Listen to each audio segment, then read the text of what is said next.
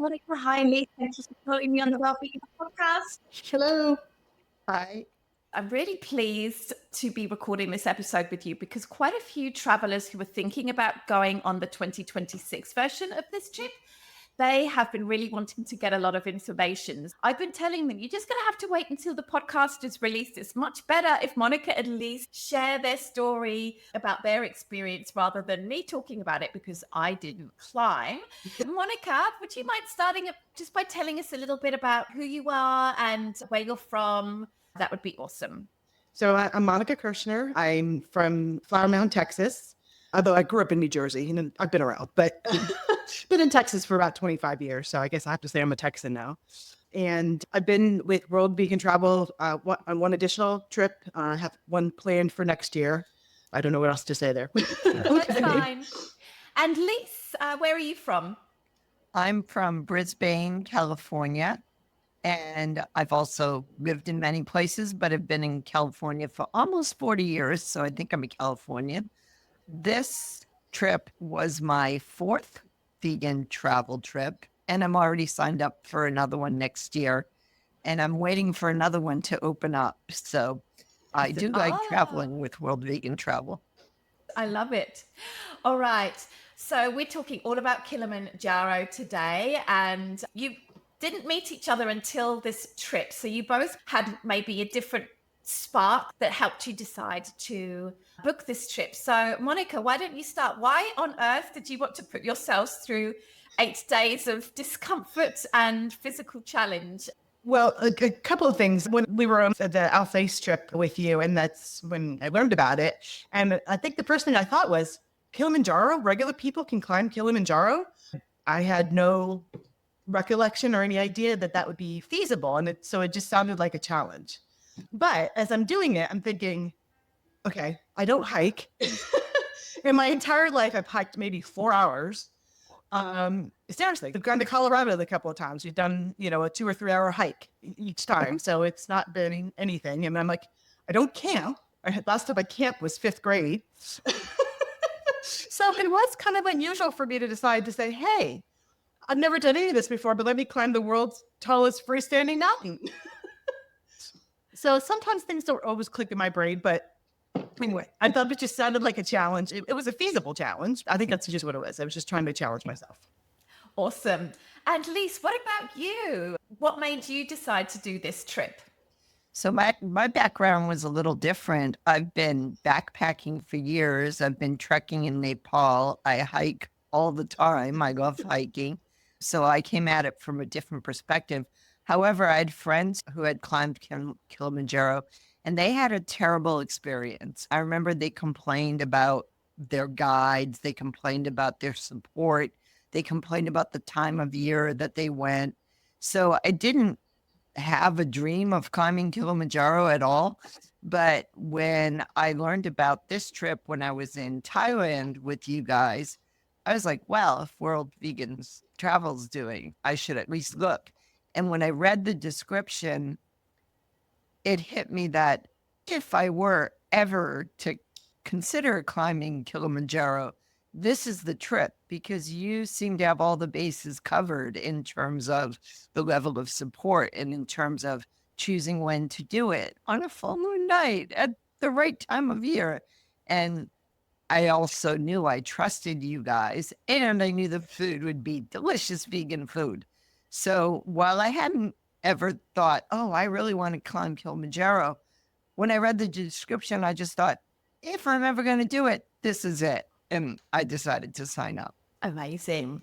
So, Lise, something I'm curious about is, did you do any training programs to get ready for this hike? How did you prepare yourself physically and mentally for this challenge?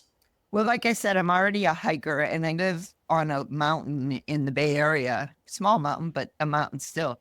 So I climb a lot every day, and I live on hills. I'm always on hills. So I wasn't concerned about that, but I was concerned about the altitude, because when I went to Nepal, I remember the altitude gets really challenging up above a certain level. So the week before, I went to Colorado, and I spent a week in Leadville, Colorado, which is at 10,000 feet, and I climbed in the mountains around Colorado. I think that really helped me acclimate, and I really didn't feel problems with the altitude. I was glad I did that. Fantastic.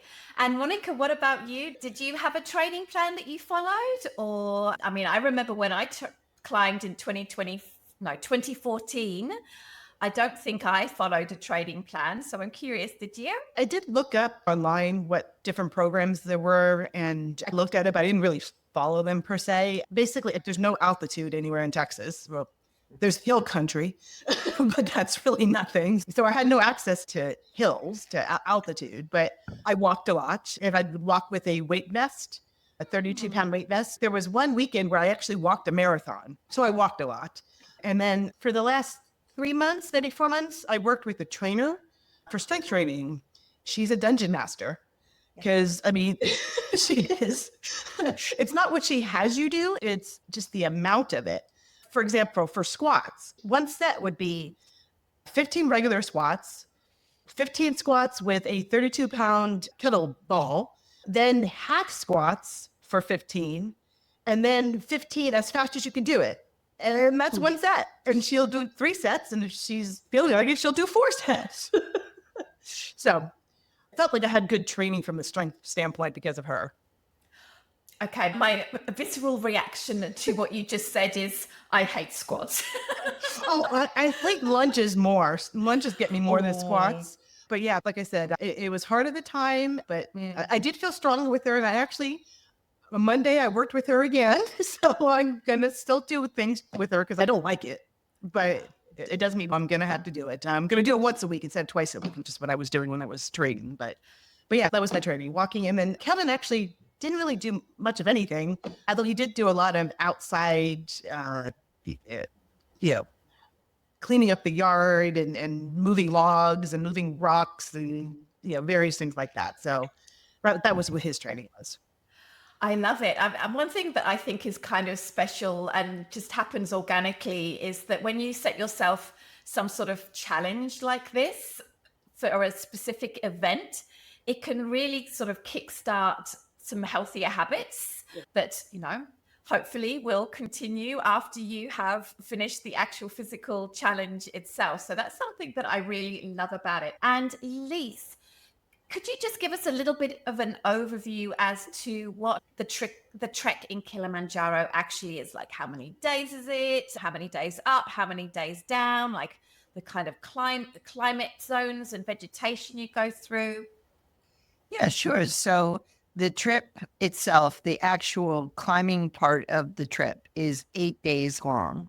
And you start at lower vegetation. I don't actually know what the altitude was where we started. I think it was The like answer. 10,000? 2,000?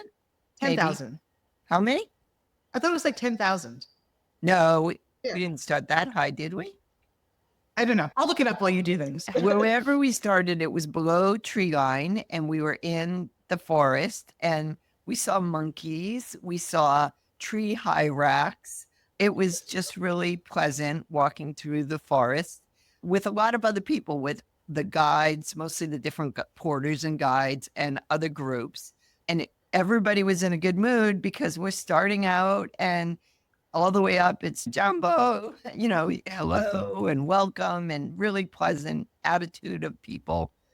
And then you climb for 6 days, and you climb for 7 days, actually. The 7th day is the summit day. And then on the 7th day, you also go down. And then the 8th day, you go the rest of the way down. So it's mostly climbing days. So I just want to ask a clarifying question. So if I remember well, you start the summit night late in the evening on day 6. And then the morning of day 7, you get to the summit. Is that, am I remembering that right? Yes, we were scheduled to start at midnight, but we ended up a half hour early. So whether you start day 6 or 7 depends on what time you decide to go that night. And then you climb. Ours was during a full moon on summit night.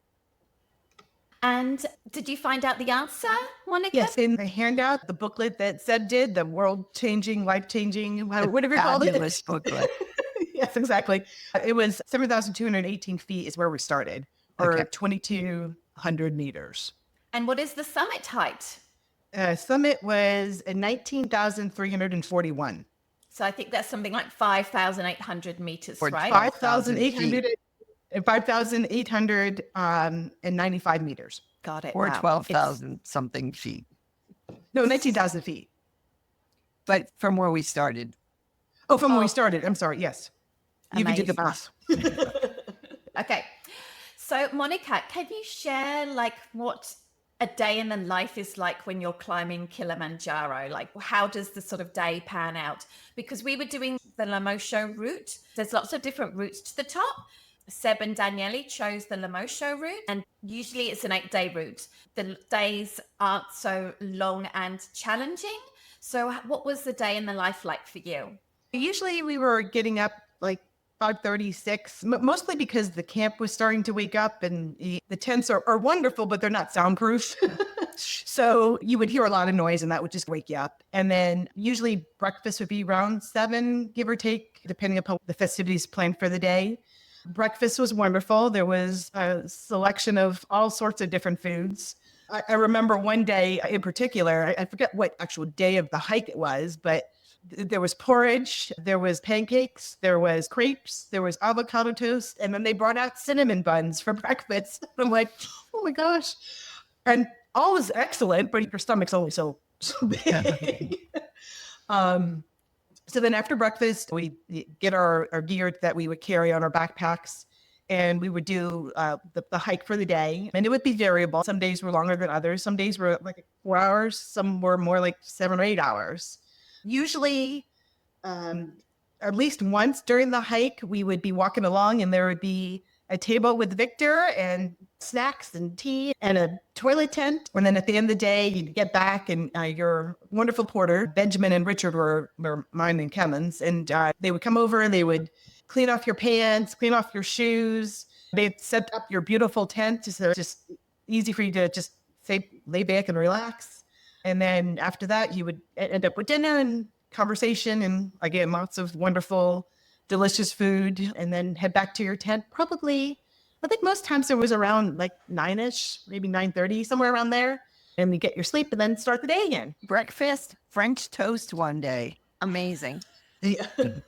And I also want to add, when you would get to the tent for dinner, because of the altitude and because you were so tired, you would think, oh, I couldn't eat a thing. And the doctor, the mountain doctor, would be telling you, you have to eat to help prevent altitude sickness. You'd be like mentally prepare yourself. Okay, I have to eat. But then the food would come out and there was no have to eat. It was so fantastic. You just dug in and you ate and it was delicious. And that happened every night. Fantastic. I know that Seb scoured the internet to just try to find the very nicest experiences to just make this trip a little bit more comfortable. And I know like he gave Daniele the task to find like tents that you could stand up in because he had seen them somewhere on YouTube that these things existed. And we had Chico who made wonderful food for us on the mountain. It was replenished on day 4 or day 5 with like fresh vegetables. There was like a hot shower. Did you use a hot shower? I used it once. The water was hot, but the air was very cold. So it wasn't that helpful. But the one time I used it, it really felt good to get cleaned off. More often, I used the wipes, which worked really well too. So I think the hot shower was an experiment and it's worked. I think Seb is devoted to the idea. Maybe he'll figure out a better system. But it was nice, the one shower I took, and I really appreciated that they tried. Wow. But then we learned that they have to go down to get the water from at many of the camps a long way. And I didn't want to contribute to making them have to go down to get another bucket of water. So that was another reason I stuck with the wipes. Seb also felt the same way. And one of the things that he thought was next time when we have the hot shower, we'll just have the hot shower on certain days when that climb down to the water isn't so far, because I think like many people would feel the same as you, Lise. What would you like to add to that, Monica? The same. I think we only took showers that second day because nobody else took showers. But I agree with everything she said. The only thing that I would think is part of the problem too is the floor of the shower tent. There was like a little mat, but it wasn't all over the floor, and water would run down and would get muddy, and you didn't really get very clean. We didn't want to stress the porters any more than they already were to just give us water that we weren't really getting clean with. If they could do something where there could be a entire floor that's covered and then maybe a little section that's kind of off where you could take your shower and then go into that little section so that you could get changed in the area that's dry. Yeah. Instead of trying to get changed in the area that's wet and muddy. I appreciate the effort because it's always nice to have a shower, but I think it's better in theory than it was in practice. I think the hardest thing about that whole trek is summit night. Lise, could you tell us about summit night? What was the experience like for you? I had been sort of dreading summit night the first several days, but then it was interesting when summit night arrived, I found I wasn't dreading it anymore based on, I guess, the excitement of the guides and of everybody else. And I felt pretty good. So I was no longer dreading it. I was a little tired and thought, oh, it'd be nice to sleep more before we did this, but it was okay. I felt good and I felt excited. And as we started out, I felt really good and I felt pretty strong. I remember starting to think about an hour or two in, like, oh, maybe I can do this. And, I was hiking along.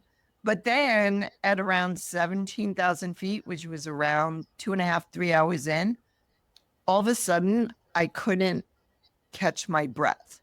I remember I was having trouble breathing and we all came to a break, which I was very happy for at that moment. I sat down and I was just breathing really hard, like I couldn't catch my breath. The mountain doctor, Robin, he noticed and he said, "Are you all right?" And I said, "Yeah, I just have to catch my breath." So I kept breathing hard and then we started going again. And I was like, oh, already? So I started hiking again and I was still I could not catch my breath. And we kept hiking and then I started coughing and I could not catch my breath. And Robin stayed right behind me. And we went for a little while like that. And then he said, "Okay, you're stopping." And he had me sit down. And I said, "It feels like I'm having an asthma attack." And his eyes were big. I haven't had an asthma attack in 10 years, but this feels like an asthma attack. He said, "Okay, you're going down right now." So I didn't argue with him. And he was absolutely delightful. I swear he walked backwards the whole way down. And I kept telling him, "Robin, I'm having trouble breathing." The minute we got to a slightly big step, he'd turn around and try to help me. Oh, and also he insisted on taking my pack. So he was delightful. He brought me down and I was disappointed, but not that disappointed because I really couldn't breathe. I just went down and it took about an hour and a half or an hour before I felt like I was breathing again. And then at the very last part of the descent on this beautiful full moon night with the view of the clouds below us and Mount Meru in the distance and nobody on the trail, because there's usually a lot of people on the trail. There were a lot of people going up, but now because we were going down, we had the trail to ourselves. I had this really pleasant last hour going down because we had the whole trail to ourselves. It was really beautiful. Robin was lovely, like just making sure it was okay. So I was a little disappointed that I didn't make it to the top. But when I got back to my tent at 4:30 in the morning after hiking the previous day, I have to admit, I was like, oh, I get to go to sleep now. And they're all still climbing. So it wasn't that disappointing. And the mountain doctor, Robin, he was just like, "Okay, go in your tent, go to sleep. I'm in this tent right next to you. Any problem at all, just holler, just yell to me. I'm going to be listening." He said, "If you start wheezing again, I want you to wake me up." He was just really wonderful. So I went in my tent. I went back to sleep. Poor Monica still had a couple more hours of climbing and What if you more hours first? to spend. I was disappointed, but I wasn't surprised because asthma's been an issue all my life and all of the dust. And I'm sure the altitude aggravated, though I didn't feel altitude sick. I never had a headache or nausea. I think it was just more my asthma history, the dust, the cold, the hard exercise all combined and gave me an asthma attack. I didn't make it, but I would say to anyone who's considering this trip and concerned about whether you might make it, it really doesn't matter. I mean, sure, it'd be nice to make it. It'd be nice to say you did it, but the trip was really fun. The whole experience was great. And I actually got more sleep than the people who climbed the mountains. So it wasn't so bad. So, Monica, why don't you take us from where Lise left off? So I don't know whether you were like physically close to each other when Lise, you made the decision. Were you quite far ahead? So maybe it took you a little while to realize that Lise wasn't with you. Actually, quite a while. It was basically when we got to the penultimate summit that we had heard that. I was second behind Allison. For some reason, Robin had picked sort of the pattern that we were supposed to be walking in. And so Allison was first, I was second, Mary was third, and then I don't remember who anybody else after that. Those are the people around me. The full moon was very cool, although when you're hiking, you're basically, because it's dark too, you're basically looking down at the feet in front of you. So you don't really see much of anything else around you when you're actually walking.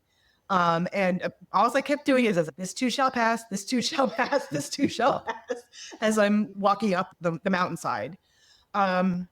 It did take longer than I was anticipating, but I was thinking because we were leaving at 10:30 that we would be at the summit for sunrise, which we weren't. And so I was a little disappointed in that we couldn't actually stop and see the sunrise wherever we were. If we did that, then we would be even further behind in our schedule. So I appreciate that we couldn't do that. When we got to this penultimate summit, Stella, Kim was like, "Oh, we're here, we're done." I'm like, "Well, no, we're not. There's still another one." He's like, "What?" Apparently he didn't read the literature. So it definitely got harder as you went up. Breathing was much more difficult. I felt like we needed to stop more often, which Danelli did. And Danelli had taken my pack some point down below. So he was basically carrying it for most of the trip up. And maybe the trip down. I was just that last 100 feet between the summit was difficult, but it was wonderful to get to the top. The challenge at the top was actually more to get your picture in front of the sign. Yeah, that's frustrating. That wasn't my experience when Seb and I went in 2014. I think maybe it was a different time of year that we went, or maybe we summited at a different time than, by the sounds of it, you were summiting at this very close to the same time as a lot of other people. What was that feeling like when you got to the summit? Because I remember when I got to the summit, I was very emotional. I really cried because I did not think I was going to make it. I wanted to turn back so many times. And Daniele, back in 2014, he really strongly encouraged us to keep going. I just did what he said, but getting to the top was quite an emotional experience for me, and I think for Seb too. But of course, there were several of you, so maybe it was a little different. Could you share how that was? People do encourage you to sit down and stuff like that, but it's mostly in your head. I'm the person that once I set my mind to something, I do it. Can you explain what the terrain is like as you're climbing? Because for me, that's a core memory in just how low it was to make progress. On top of that, thin the air was and how tired I felt, that terrain had just made it really hard. It's the same sort of terrain that you encountered going down initially too. It was kind of slippery where you would take 2 steps, but then slide back a step and a half. And then you take 2 steps and slide back a step and a half. So yeah, just because of how slippery it was, it took more effort to get a certain distance than it would if it was just straight material. And then yes, certainly with having low oxygen and maybe 2 hours of sleep or whatever I had, all combined. Although the sleep part, because I'm a physician and training as a gynecologist, it wasn't actually that bad for me just because there have been times I'd work 36 hours straight. That wasn't that bad. But yeah, I do agree that the terrain, because there wasn't areas to get good grip. We're constantly working up a little bit and then sliding back and working up and sliding back. If I remember well, it was like walking uphill through deep gravel. Yes. You take a step, and then as you're pushing your back. foot to get your next step up, that pressure and weight causes you to slide down. So yeah, it's tricky for sure. So if I remember well, you had a team of 49 people supporting your group of 8 people. So Lise, can you explain how these 49 people were divvied up in terms of the different teams and the different groups of people that were helping you? Sure. It was incredible, first of all. And in terms of how they were divvied up, it became very apparent to you over time what the different people's roles were. As Monica mentioned, we each had our own person who was supporting just us. And my person was lovely. His name was Alois. And besides everything Monica mentioned, one thing he always did for me, which I really appreciated, is every morning when I was getting ready, he would come over and he'd tighten my straps. He'd straighten out my pack. Like he was like my mom, making sure that I was ready before I went off and started my day. So that was lovely. There were 3 toilet porters. We really appreciated those people. And it was actually about 4 days in before it occurred to me that the only people using the toilets were the 9 of us hikers, and the 49 support people weren't using the toilets. And I remember when I came to that realization, they were using the public toilets, which didn't smell all that great. So we appreciated our own toilets. And when I came to that realization, I said to the head guide, or not the head guide, one of the guides, Emmanuel, I said to him, wait a minute, you guys don't use the toilets? And he said, no, we use the public toilets. And I said, you must think we're pampered babies. And he burst out laughing and went, really funny and really sweet. So yeah, we got the 3 toilet porters. They were incredible. They took down and set up our toilets every day, and they always felt fresh and clean for the most part. So essentially they're like emptying the contents into that sort of the public latrine. So for people that don't know, there's camps along the way, and I guess they're officially set up as places where camps can be. And then it's all packed, brought in and then packed up every day. And then there's the public latrines, which I guess the toilets are emptied into those public latrines. So they're not dumped off the side of the mountain or into a stream or brought back down. They're just kind of dumped and then cleaned. My recollection. There was a toilet for every 3 of us. So they were pretty clean toilets, and there was never a wait. It was quite nice. There were 9 porters, one for each of us, who took care of us individually. There were the 3 toilet porters. There were the cooks. They were very important. We loved them. There were the guides. I think there were 4 or 5 guides, the people who stayed with us on the mountain while we were hiking. There was the mountain doctor. And then there were all the porters, just the porters who carried the cook tent, the cooking gear, the food. Some of the porters, like Bridie said, went down halfway through to get new fresh fruits and vegetables and bring them back up. One of the porters went down with someone who had to go down. And so the porters are constantly going up and down while we're slowly walking up the mountain. They're running up practically with giant things on their heads and on their backs, and going back down to get water, going back down to help people who were having trouble and insist on carrying their packs. The porters were superhuman beings who were always cheerful and lovely, and all of the support staff were always just so nice, so friendly, and working 5 times as hard as we were. I am in awe of them and so grateful for their support.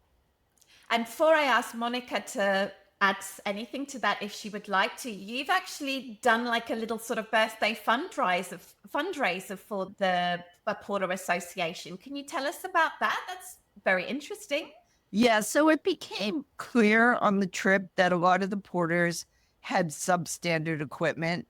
My waiter, I saw his shoes at one point and they were cracked completely underneath.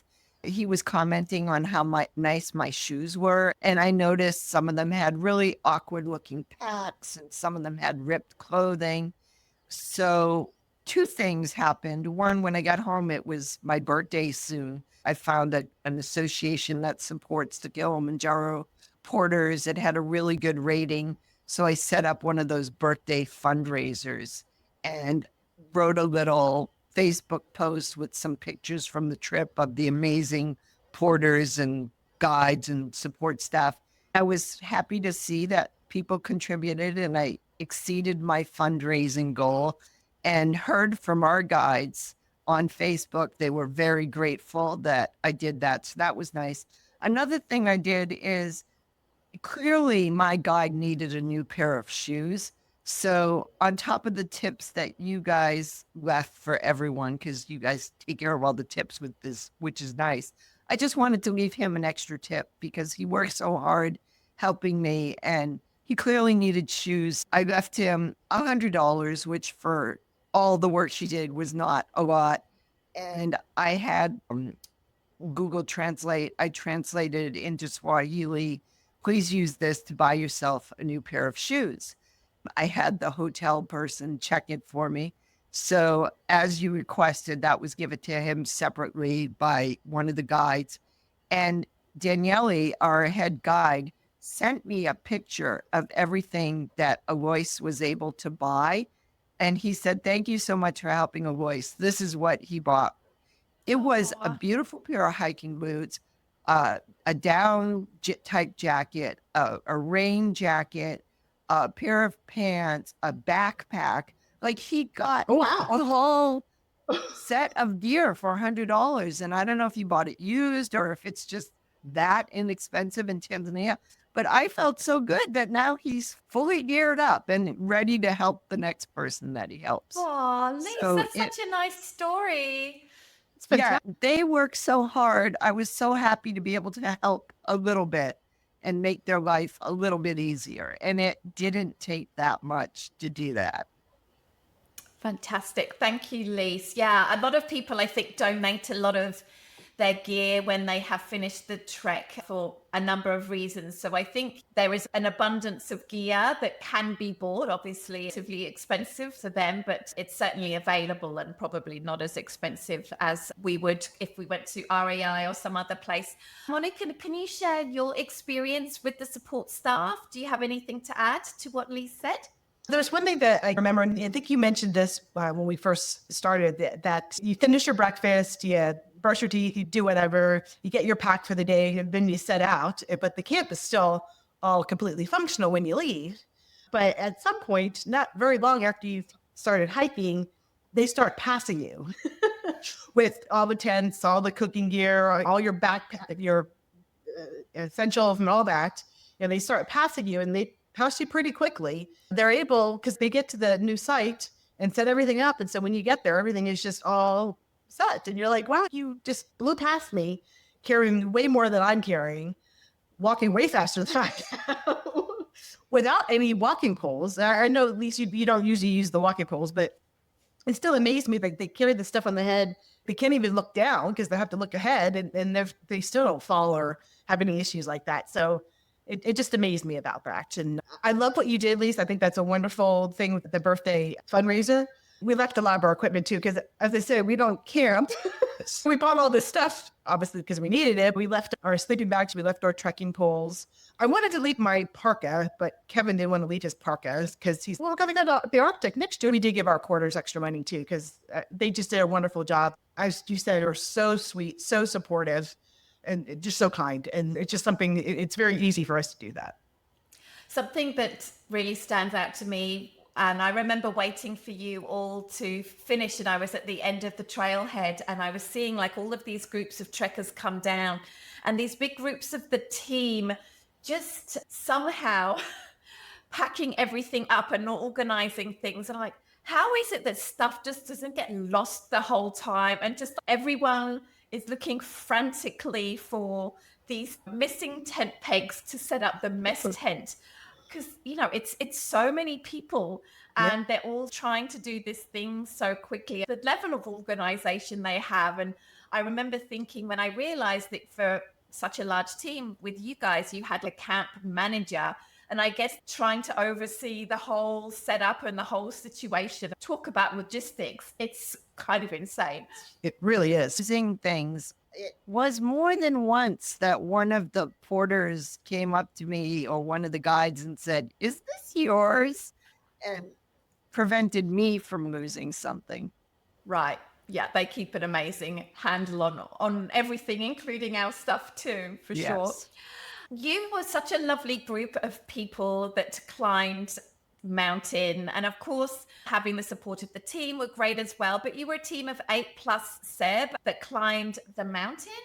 And did you support each other? How was the camaraderie on the trip? So that's something I'm curious about. Monica. Okay.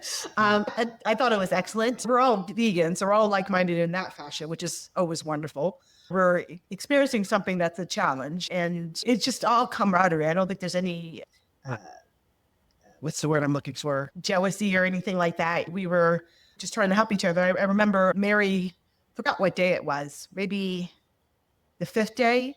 We were trying to leave camp, and she hadn't packed up stuff yet. I think she was starting to feel a little bit of the altitude. So, I'm like, Mary, are you okay? And she's like, well, I'm still trying to pack. I'm like, oh, so Kevin and I went in and we packed up all her stuff for her. I'm not sure we put it in the order she wanted it per se, but we got it all in the pack and got her all set up. So, I think you just have to on the mountain. There's just so much that's going on that you just have to support one another. And when we would rest, people were like, are you okay? Do you need any help? Can I get you something to drink? It is just very supportive. And were there some laughs as well on the way? Did you find that you enjoyed getting to know each other and just chatting? Or were you just all so exhausted by the end of the trek each day? It was just like eating food in silence. Never in silence. It was a really great and fun group. And as Monica said, on all your trips, I find that to be the case, I think, because of so many like-minded people getting together. Also, when you're with Seb, there's never not going to be laughs, I have to say. If there's anybody that can get laughter out of a crowd, it's Seb.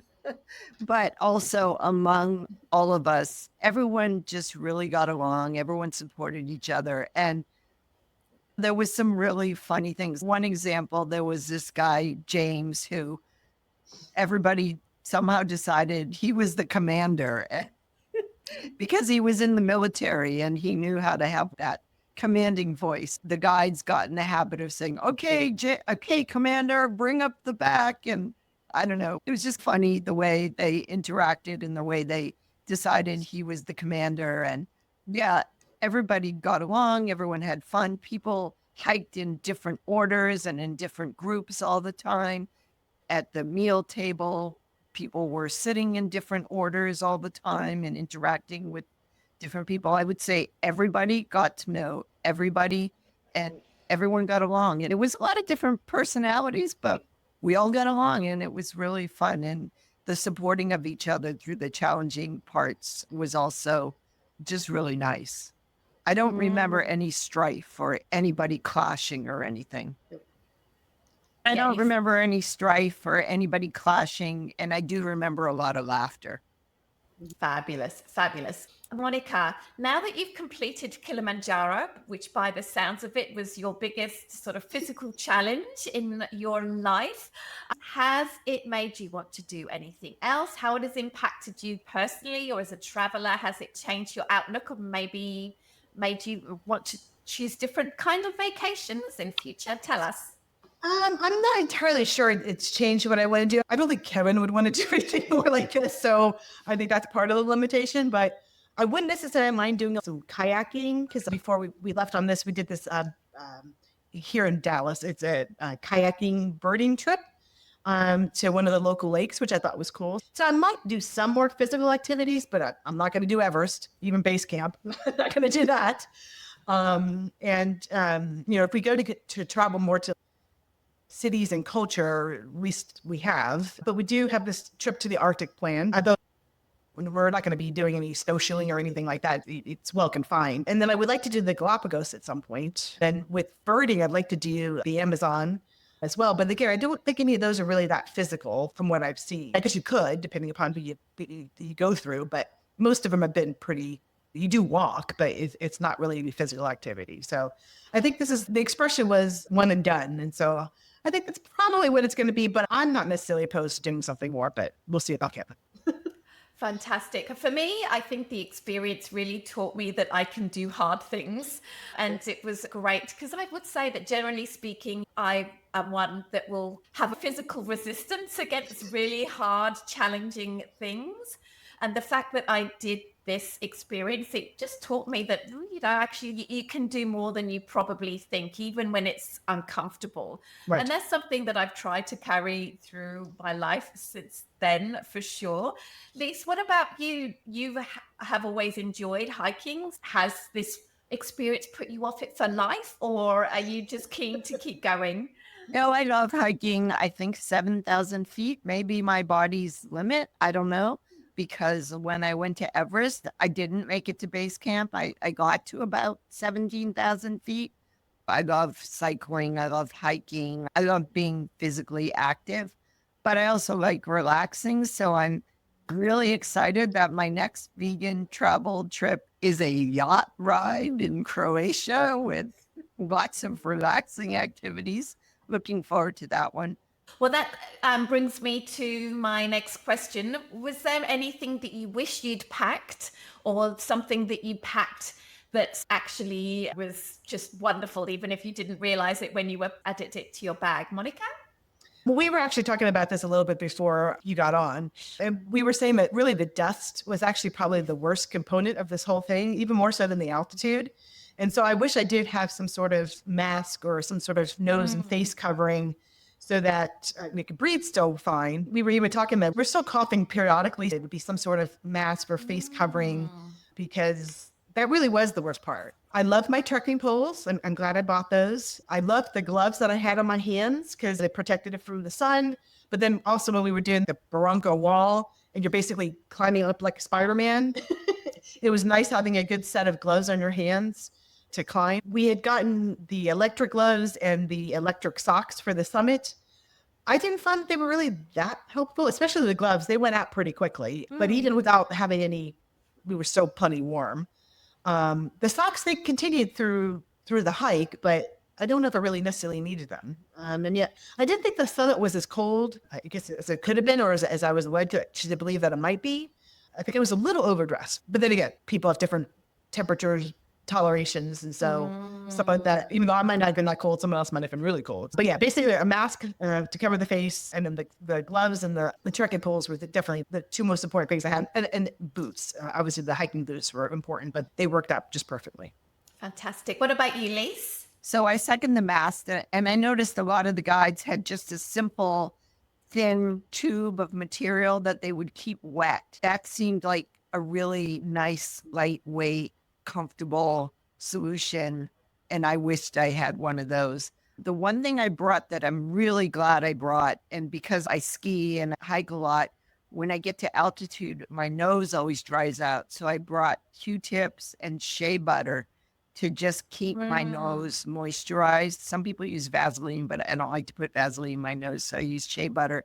And that just really helps to keep your nose from getting completely dried out and bloody. And I was very glad that I remembered to bring that. The hiking boots, good hiking boots is very important. Yeah. Something that we've written a ton of notes for next time. I got an email from Mary, and I'd already talked about it with her, and she was saying that some sort of very rich moisturizer is very helpful because your hands get really cracked. And I think the reason is there's like a hand washing station. You can wash your hands, but then there isn't anything necessarily to dry it well. So, cold water, cold air, dry air, you end up with a lot of cracks. So I think that would be really nice. And also, I learned about this thing that I think Carol had with these special little bags that you can pee into, which I didn't even know existed. Like, I Googled it afterwards, and it's these little bags so that you don't need to use the bathroom at night. And it's got this kind of liquor inside it. So basically you can pee into these bags, and this is absorbed by this liquor, I guess. but so it doesn't spill. If you're one of these people that has to pee a lot during the night and it's not super fun to go out there, you have this kind of thing that is helpful there. So that is a bit of a game changer for me. I absolutely love this idea. Although I Kara have also- to say, the toilets being so readily available, I pee a lot in the night, and I actually didn't mind because I'd get up, the toilet was right there, it was clean, I could see the stars, I'd always see something amazing, and it really wasn't that bad. Did you want to add something, Monica? Kara also had something that she would use out in the field Yeah. to urinate on. I It don't was remember like the a wipe with charcoal in it, so if she didn't have toilet paper, she could use that, and then for not leaving any toilet paper in the field. and it seemed to work well. Oh, I'm going to have to ask her about that. That sounds really interesting. If somebody was kind of on the fence about climbing Kilimanjaro with Wild Vegan Travel or not, what would you say to them, Monica? Oh, I think they should definitely do it. It's good to personally challenge yourself. You meet great people. It is fun. It is challenging, but it is fun, and it's something you'll definitely look back on. One thing I wanted to add that I thought was really funny is on the way down, there was this, I think she was Australian, woman who passed us, and she made a rude comment, and maybe she meant it in jest, because sometimes you don't know how to take it. But it was really funny because then we saw her, after you picked us up, we saw her still walking. But she looked a little bitter that we got picked up in that last mile or so. And then when we had the celebration at the end, there on the mountain, we saw her. She had a little medal, but she was looking so bitter because she wasn't having as much fun in celebration as we were. And even if you don't get to the top of the mountain, I think it's just a great experience to get the exercise, the people you meet. I would highly recommend it to anybody. Elise, do you have anything to add to that? Yeah, I would highly recommend it too. I would recommend doing it with World Vegan Travel because I think the experience was much better because of that, between the food and the people in the group and the level of support and the trekking group that you got for us. They were fantastic. I would just recommend World Vegan Travel. I would also say, if you're worried about whether you're going to make it to the top, it doesn't really matter. Sure, it's nice to make it to the top, but I didn't make it to the top and I had a really good time. And I went in with the attitude of, I don't know if I can make it to the top. I'm going to do my best. But if a mountain doctor tells me I have to stop, I'm going to listen to him. And that's exactly what happened. And I'm glad I went. I'm glad I listened to the mountain doctor. I didn't get my official certificate, but World Vegan Travel made me a special certificate.